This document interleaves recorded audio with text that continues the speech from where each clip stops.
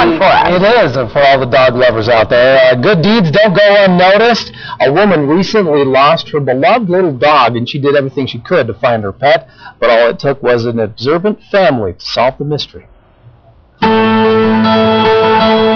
love of pets started for Lainey when she was a kid, and her caring nature led her to take in a tiny Chihuahua. Actually, my friend's mother found her stuck underneath the fence, and she had brought her to me and asked if I wanted to keep her, and just until they could probably try to find her actual owners. The little dog was checked for a microchip, and flyers were posted, but the owners were never found.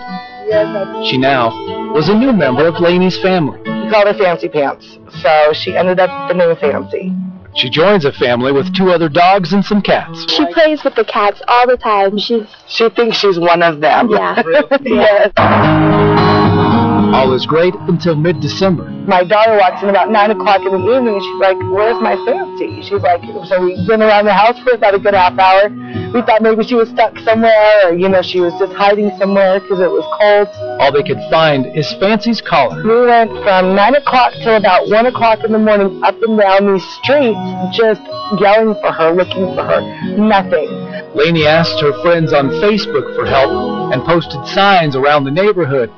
No sight of Fancy. I was very, very heartbroken. It was like I had lost a family member. Hours turned into days, and trips to the shelter came up empty, till her friend got a message on Facebook from a woman that Lainey didn't know. My friend tells me, don't think that this is a lead, but she said, I think we may have found Fancy. And I was just freaking out, and we went over to her house, and I showed her a picture of my dog from Facebook, and she said, well, I noticed that the lady behind us only had 1 Chihuahua. She said, and then all of a sudden she now has 2.